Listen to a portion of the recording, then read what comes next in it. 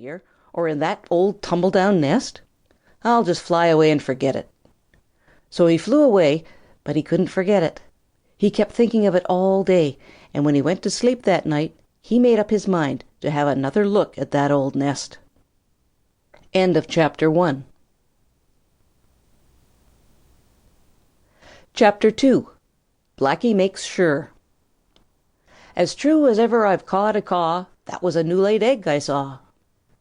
"What are you talking about?" demanded Sammy Jay, coming up just in time to hear the last part of what Blacky the Crow was mumbling to himself. "Oh, nothing, cousin, nothing at all," replied Blacky. "I was just talking foolishness to myself." Sammy looked at him sharply. "You aren't feeling sick, are you, Cousin Blacky?" he asked. "Must be something the matter with you when you begin talking about new-laid eggs, when everything's covered with snow and ice.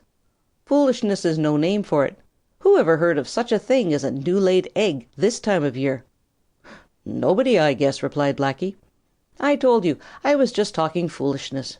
You see, I'm so hungry that I got to thinking what I'd have if I could have anything I wanted.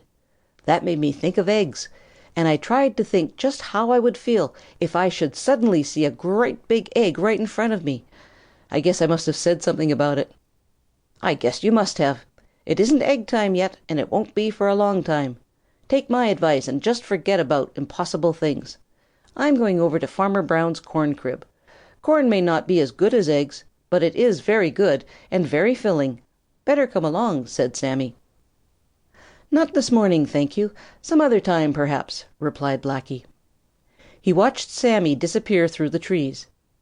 Then he flew to the top of the tallest pine tree to make sure that no one was about.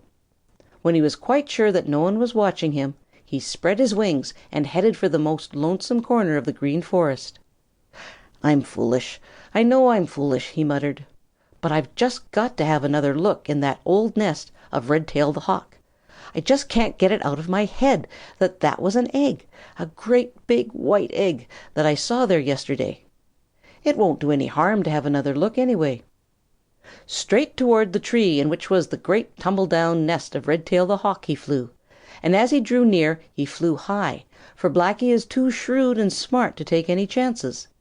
Not that he thought that there would be any danger there, but you never can tell, and it is always the part of wisdom to be on the safe side. As he passed over the top of the tree, he looked down eagerly.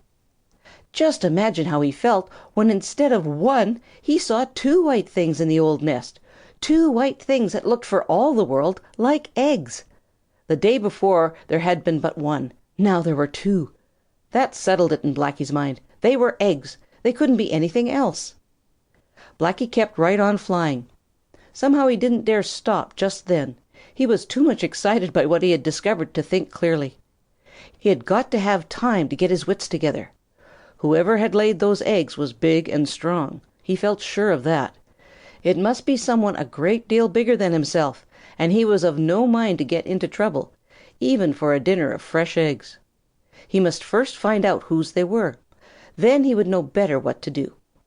He felt sure that no one else knew about them, and he knew that they couldn't run away.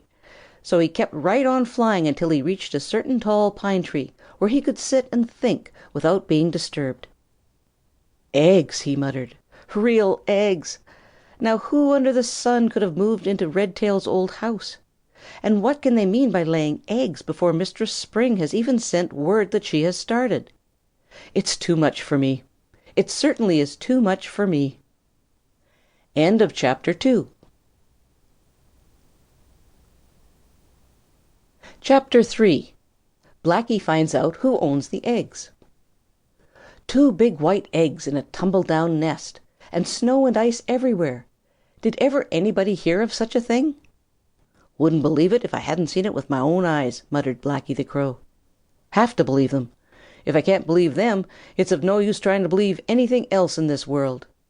As sure as I sit here, that old nest has two eggs in it.